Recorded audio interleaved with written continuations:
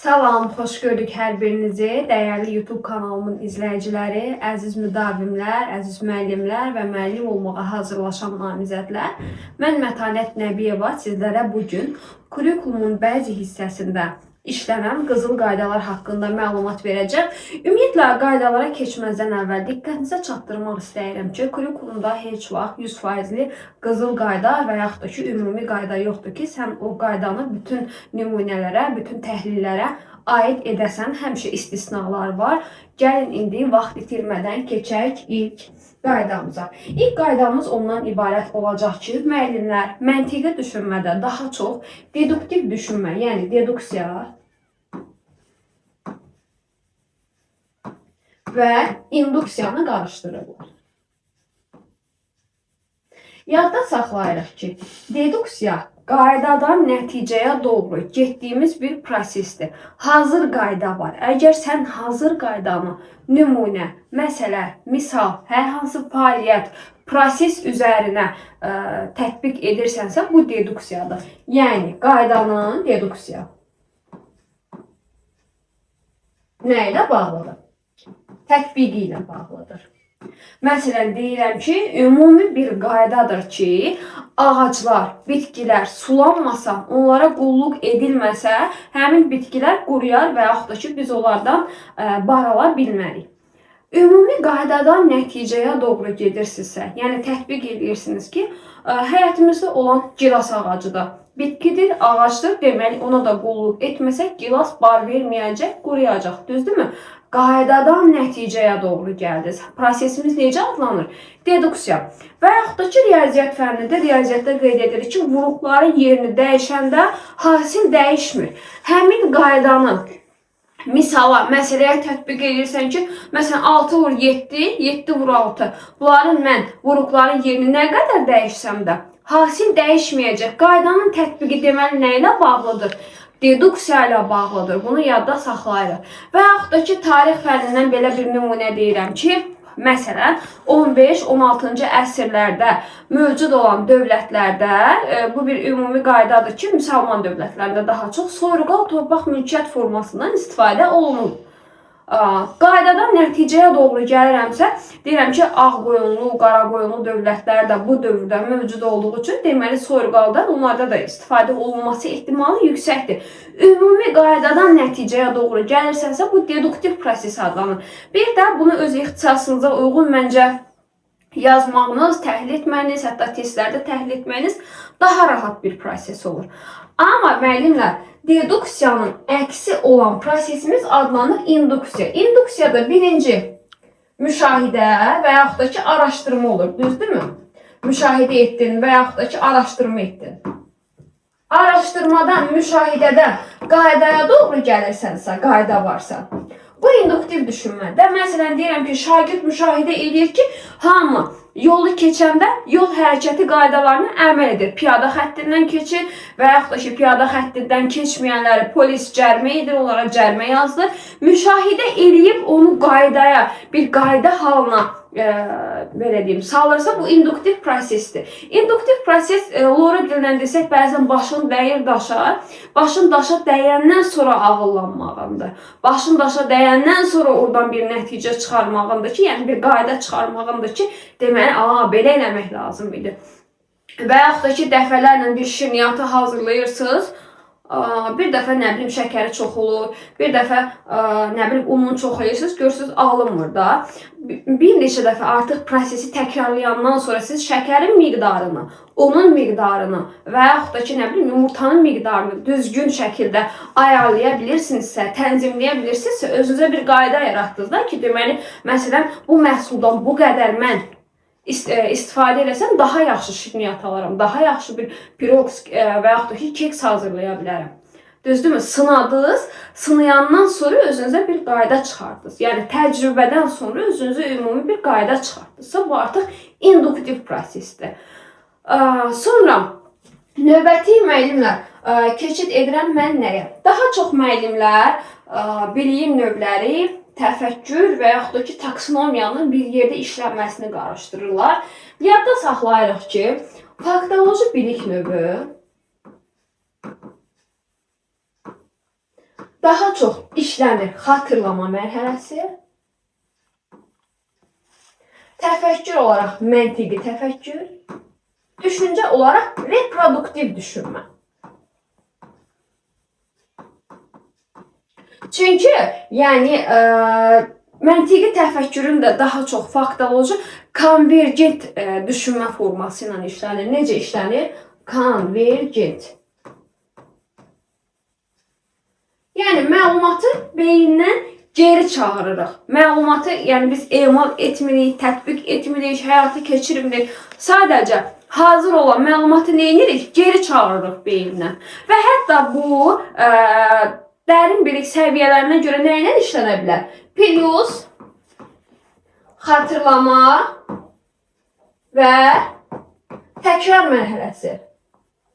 Deyirəm ki, şagird 1-ci Qarabağ müharibəsində ordumuzun keçdiyi və yaxud da ki, nə bilim, döyüşçülərimizin keçdiyi yolları, əməliyyatları sadalayır. Uğurlu, uğursuz əməliyyatları sadalayır. Və yaxud da ki, 2-ci Səfəvi Osmanlı müharibəsində uğurlu və uğursuz olduğumuz döyüşləri sadalayır. Niyə uğursuz olduğumuz haqqında məlumatları sadalayır? Yəni əzbər, sən onu konkret hər hansı bir mənbədən tapıb göstərə bilirsənsə, əzbərə dayanırsa, bunu əzbər şəkildə bilirsənsə, bu hansı bilikdir? Faktoloji bilikdir. Məsələn, riyaziyyatdan deyirəm ki, üç bucağın daxili bucaqlarının cəmi nə qədərdir, onu bilir. Enerji nəyə deyilir? Fizikada onu bilir. Və yaxud da ki, nə bilim, kimyada keçək alkanlar haqqında məlumatları sadalayır. Almazın hansı elementlərdən təşkil olunduğunu sadalayır. Biologiyada fotosintezin nə olduğunu bilir. Yəni əzbərdir. Düzdürmü? Yadda saxlayın. Sonra ikinci mən keçirəm anlamaq mərhələsidir. Anlamaq mərhələsi 90% hallarda işlənir konseptual biliklər. Konseptual biliklər təfəkkür olaraq daha çox məntiqi təfəkkürlə işlənir. Bax, deyə bilməliyik ya ki, digər təfəkkürlərlə işləmir. Daha çoxdan söhbət gedir. Düzdürmü? İşlədi konseptual. Amma o düstur nümunəsi var ha ki, düsturdan misalda istifadə etmək, düsturu misala tətbiq etmək. O halda düstur nümunəsi olanlar, plus bəzi hallarda da proseduralla işlənə bilir. Dərin bilik səviyyələrində bu nə ilə işlənir? Dərin bilik səviyyələrində anlayış və bacarıqlarla. Anlayış plus bacarıq. Düzdürmü müəllimlər? Məsələn, deyirəm ki, enerji çevrilməsinin izahını verir. Enerji çevrilməsinin necə izahını verirsə, anlasın ki, izahını versin.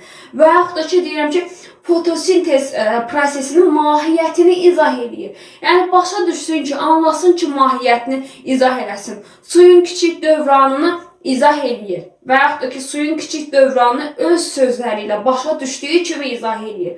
Anlasın ki, izah eləsin. Və yaxud da ki, deyirəm, 2-ci Dünya müharibəsində dövlətlərin haqlı mövqeyini öz başa düşdüyü kimi izah edir. Anlamaq mərhələsidir.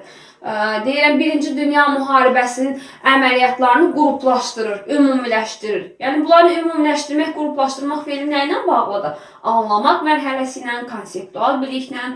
Sonra, müəllimlər, keçirik növbəti tətbiq mərhələsinə, tətbiq etmək. Tətbiq etmək daha çox bilirik ki, prosedural biliklə işlənir. Prosedural biliklə işlənir. Plus təfəkkür olaraq məntiqi və yeni təfəkkür modellərində praktik təfəkkürlə də işlənə bilər. Məsələn, əsəri səhnələşdirmək və yaxud da ki, öyrəndiyini real vəziyyət qarşısında, real situasiya qarşısında məcbur qalaraq tətbiq etmək. Bəzən bu fənüstü inteqrasiyanı, hətta bunu da yaza bilər ki, bəzən fənüstü inteqrasiya. Fənüstü inteqrasiyanın xüsusiyyətlərini daşıya bilir. Nəyə görə? Çünki icra, tətbiq etmək və həyata keçirməklə bağlıdır. Bunu yadda saxlayırıq. Məsələn, bildiyini icra etmək və yaxud da ki, öyrəndiyini icra etmək, öyrənəndən sonra nəyisə həyata keçirmək nə ilə bağlıdır bu? Tətbiqlə bağlıdır. Sonra növbəti modelimiz keçirik təhlil modelinə. Təhlil etmək. Təhlil etmək daha çox konseptual biliklə işlənir. Düzdürmü? Konseptual bilikdən işlənir, bunu yadda saxlayırıq. Təfəkkür olaraq təhlil etmək, tənqidi, məntiqi, yaradıcı. Yaradıcı ilə cüzi hallarda, yaradıcı ilə cüzi hallarda və ən çox müasir modeldə analitik təfəkkürlə işlənir. Yəni təhlil edirsən, parçalayırsan, hissələrə bölürsənsə, daha çox analitik təfəkkürün xüsusiyyətlərini daşıyır. Məntiqi təfəkkürdə sistemli düşünmənin xüsusiyyətlərini daşıyacaq. Yadda saxlayırsınız bunu. Sonra məsələn deyirəm ki, əsərdə hadisənin niyə məhz belə baş vermə səbəbini araşdırır, səbəb-nəticə əlaqələrini müəyyən edir. Yəni təhlil edir də, düzdürmü? Təhlil də bilik olaraq konseptual biliklə bağlıdır. Hətta Dr. Norman Webin strateji düşünmə mərhələsi biz anlayış, bacarıq mərhələsinin xüsusiyyətlərini də özündə daşıya bilər. Deyirəm ki, verilmiş qaydalar içindən, tərkibindən ən səmərəlisini seç, təhlil edib ən səmərəlisini seçirsən. Və yaxud da deyirəm, məhsul əkmişəm, Novruz bayramı yaxınlaşır, səməni əkmişəm. Görürəm ki, əkdiyim 3 səmənidən, məsələn, biri cücərib, inkişaf edib, amma digər ikisi yox. Səbəblərini axtarım ki, axı, eyni buğdadan istifadə eləmişəm, eyni toxumdan, eyni torpaqda, eyni cür qulluq eləmişəm. Başqa səbəblərini ayrı-ayrı araşdırıram ki, bəlkə suyu az olub, bəlkə biri işıqda olub, digərləri işıqda olmayıb. Yəni, bu kimi səbəbləri axtarıb təhlil edirəmsə, bu analitik düşüncə ilə daha sıx bağlıdır. Növbəti biz deməli, təhlildən sonra keçirik nəyə? Dəyərləndirmək. Dəyərləndirmək təfəkkür olaraq bilirik ki, tənqidi təfəkkürün, bilik olaraq metakognitiv bilik plus konseptual biliyin xüsusiyyətlərini daşıyır. Və Dr. Norman Webin dərin bilik səviyyələrinə görə də daha çox hansı genişləndirilmiş düşünmənin xüsusiyyətlərini daşıyır. Bəzən strateji düşünmənin xüsusiyyətlərini də burada görə bilərsiniz. Plus strateji düşünmə. Yadda saxlayırıq ki, məsələn, baş vermiş hər hansı hadisəyə görə öz argumentini, öz mövqeyini ortaya qoyursan ki, hə, burada haqlıyam. Niyə haqlıyam? Sübutun olmalıdır. Və yaxud da ki, qarşı tərəf haqsızdır. Niyə? Yəni, obyektiv yanaşmalısan və sənin sübutun olmalıdır. Ki, 1-ci Dünya müharibəsində Almaniya haqlıdır. Niyə haqlıdır? Öz mövqeyini ortaya qoyursan və yaxud da haqsız edirsə, niyə? Mövqeyi qoyursan ortaya. Sonuncu yaratmaq mərhələsidir. Yaratmaq mərhələsi, yaradıcı təfəkkür, yeni yol irəli sürməyə görə produktiv təfəkkür bunlarla bağlı olur. Bilik olaraq da konseptual biliyin xüsusiyyətlərini daşıyır özündə, yadda saxlayın. Dr. Norman Webin səriştə əsaslı tapşırıqlar deyirik və yaxud da ki, dərin bilik səviyyələrinin son 2 səviyyəsinə, yəni strateji düşünmə və genişləndirilmiş düşünmədə biz yaratmaq mərhələsinin xüsusiyyətlərini müşahidə eləyə bilərik. Dedik ki, yəni produktiv düşünmədə var, çünki yeni hər yolu irəli sürməkdən söhbət gedir.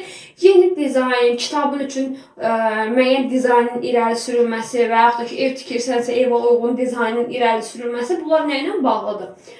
Yaradıcılıqla bağlıdır və yaxud da ki, əvvəllər istifadə etmədiyin müəyyən bir metoddan istifadə edirsənsə, yaratmaq mərhələsi də produktivliklə, yaradıcı təfəkkürlə bağlıdır.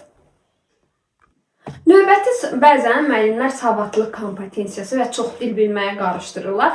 Yadda saxlayırıq ki, əgər ana dilində bədii ədəbiyyatın xüsusiyyətləri ortaya argument qoymaqda, yəni öz dilimizdən, öz dil qaydalarımızdan söhbət gedirsə, dünya görüşündən söhbət gedirsə, bax, ana dilində, ana dili qaydaları. Bu savadlılıqdır, daha çox dünya görüşü ilə də bağlı ola bilər. Deyirəm ki, hər hansı bir əsər haqqında argument gətirmək. Argument gətirmək sənin savadlıq olmağına olanına gəlir, düzdürmü? Yəni, savadlıq kompetensiyası yerindədir. Əgər xarici dildə danışmaq, ünsiyyət qurmaq, məsələn, deyirəm ki, ingilis dilində ünsiyyət qura bilirəm. fransız dilində ünsiyyət qura bilirəm. Yunan dilində ünsiyyət qura bilirəm. Və yaxud da ki, onların dil qaydalarından, onların qrammatikasından söhbət gedəndə də biz bunu götürə bilərik. Çox dil bilmək kompetensiyası.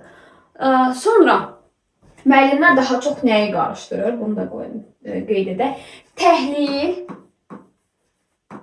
plus anlamaq mərhələsində olan müqayisəni qarışdırırlar. Yadda saxlayırıq ki, anlamaq mərhələsində olan müqayisə sadə müqayisədir. Məsələn, deyirəm ki, iki şəxsi, iki kitabın oxşar və fərqli xüsusiyyətlərini və yaxud da ki, iki əsərin oxşar və fərqli xüsusiyyətlərini qeyd edir. Deyirəm ki, 1-ci Dünya müharibəsi, 2-ci Dünya müharibəsi. Bunların oxşar və fərqli xüsusiyyətlərini qeyd edir. Anlamaq mərhələsində, anlamaq mərhələsindəki müqayisə daha sadə müqayisə olur. Amma təhlil mərhələsində daha mürəkkəb müqayisə olur. Necədir bu? Deyirəm ki, ən yaxşısı, ən yaxşı, daha yaxşı, ən üstün. Deyirəm ki, 1-ci yoxsa 2-ci Dünya müharibəsi. Hansı daha dağıdı, daha deyirəm da, yəni ən dağıdıcısını soruşuram. 1-ci və yaxud da ki, 2-ci Qarabağ müharibəsi hansı daha çox davam elədi? Hansı daha üstünlüyümüzlə keçdi? Və yaxud da ki, hansında yəni bir-biri ilə əgər qarşı-qarşıya qoyuruqsa, birinin digərindən üstün xüsusiyyətini, üstünlüyünü soruşuruqsa, bu təhlildir. Mövqe məsələsi var, müəllimlər, bunu da qeyd edim. Məsələn, var müəllifin mövqeyi. Müəyyən bir əsəri oxuyuram, testlərdə daha çox Cəlil Məmmədquluzadəni deyir ki, Ölülər əsərində yazıçının dövrə münasibəti. Yazıçının münasibətindən, kiminsə münasibətindən söhbət gedirsə, bu təhlildir. Yəni, başqasının da münasibətini deyirsən ki, məsələn, dostum Əlinin bu məsələyə münasibəti bundan ibarət. Sənin münasibətin deyir ki, Əlinin münasibəti. Təhlil eləmişsən. Amma öz mövqeyin, məsələn, o Cəlil Məmmədquluzadənin Ölülər əsərinə arqumentlə öz mövqeyini qoya bilərsən ki, o dövrdə insanlar və yaxud da ki, Poçt qutusu əsərində Novruzəli idi də, səhv eləmirəmsə, ona münasibət bildirərsiniz. Dövrün eybəcərliklərinə münasibət bildirərsiniz və yaxud da ki, müasir dövrə münasibət bildirərsiniz.